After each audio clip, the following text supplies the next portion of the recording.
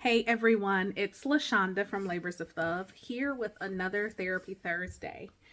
I want to let us know that we don't have to be Elsa to let it go. We gotta learn to let it go. So, um, this is what I mean by that. What I'm not talking about is how some people use that phrase to talk about getting over trauma. Nah, y'all, if you listen to this, you should know me by now. That's not what I mean.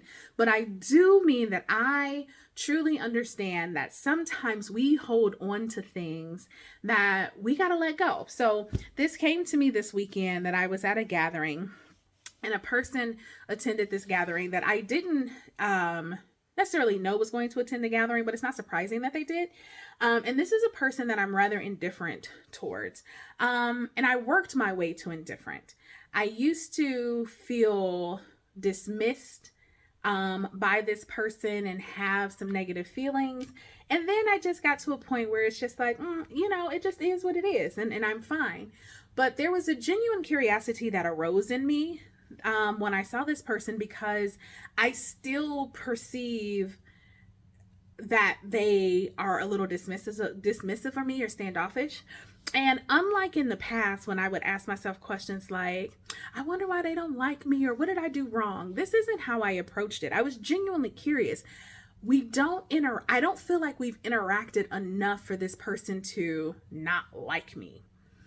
I wonder what is going on. So embedded in that is my understanding now that, like, I recognize that when I say I don't like someone, that's my way that culture has fed me a narrative. I don't like them. But now that I understand my nervous system and my body more, I recognize that I lean towards and repel away from people, places, and things based on my perception of safety with said person, place, or thing. So when I encounter someone and I'm like, I don't really like them, or I'm not feeling them, I'm really taking cues from my nervous system that there is something about the person or the situation that doesn't feel particularly safe.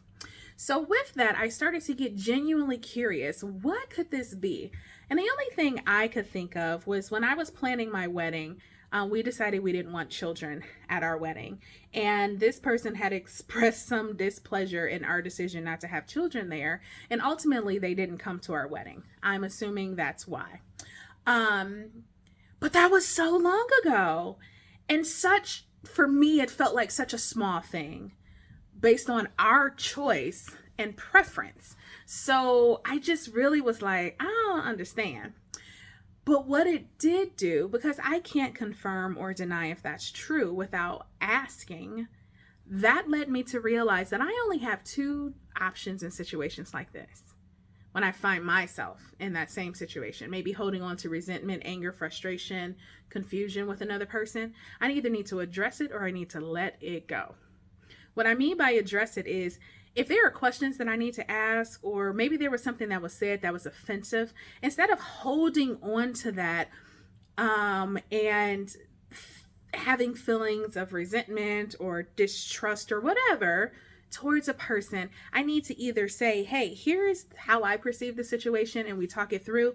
Or maybe it's not to say we got to become friends, but I need to speak my truth about a situation. Whatever it is, I either need to address it. And if I'm not willing to address it, if I'm thinking it ain't that big a deal, I ain't about to waste my time, then let it go.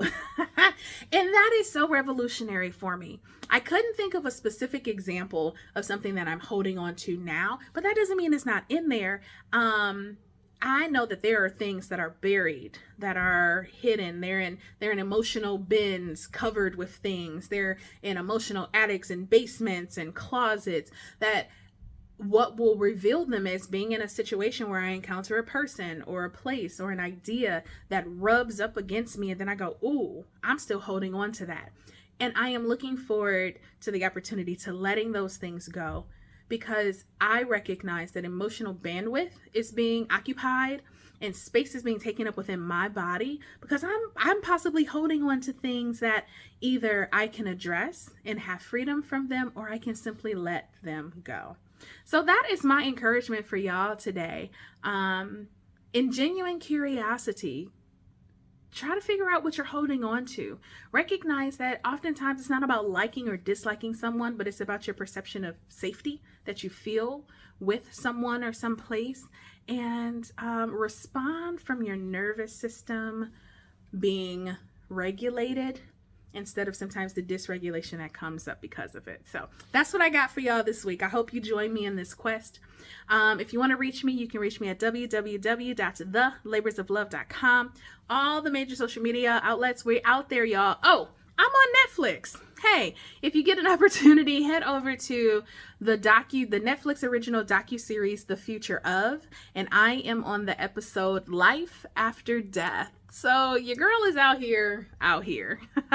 Until we connect again, you all be well.